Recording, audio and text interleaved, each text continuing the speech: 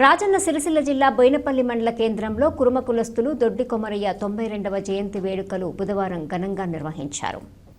ఈ సందర్భంగా ఆయన చిత్రపటానికి పూలమాలలు వేసి నివాళులర్పించారు. అనంతరం పలువురు మాట్లాడుతూ భూమి కోసం, భుక్తి కోసం, మాతృభూమి విముక్తి కోసం దొడ్డి కొమరయ్య పోరాడారని కొనియాడారు. ఈ కార్యక్రమంలో కురుమ సంఘం జిల్లా అధ్యక్షులు ఏనుగుల కనకయ్య, గుంటి శంకర్, రాజన్న సిరిసిల్ల జిల్లా కాంగ్రెస్ పార్టీ బీసీసీల అధ్యక్షులు కూస రవీందర్తో పాటు కురుమ కులస్తులు అధిక సంఖ్యలో పాల్గొన్నారు.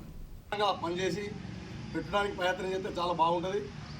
మరి సర్పంచ్ గారు కానీ, ఎంపీటీసీ గారు కానీ, మన కుల పెద్దలు కానీ అందరు కలిసి బాధ్యతగా తీసుకొని మన కులాచార పద్ధతి ప్రకారంగా ఆనాడు ఎంతో త్యాగం చేసి ఆయన ప్రాణత్యాగం చేసి మరి చెత్తు కార్యక్రమం కానీ, భూమి పన్ను కానీ, జుట్టు పన్ను కానీ కూడగొట్టినటువంటి ఘనత, ఆ రోజు పండలెత్తినటువంటి కచ్చేకాడ చేసినటువంటి నిరసనకు వాదిగా ఉద్యమంలో చనిపోవడం జరిగింది.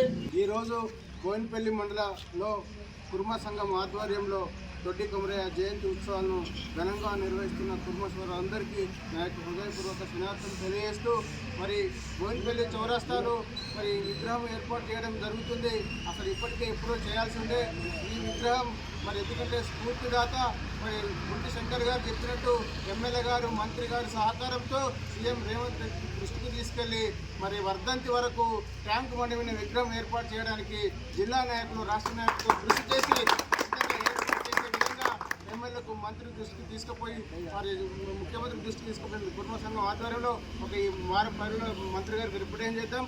ఖచ్చితంగా ట్యాంక్ బండి మీద విగ్రహాలు ఏర్పాటు చేసేందుకు కృషి చేస్తాం.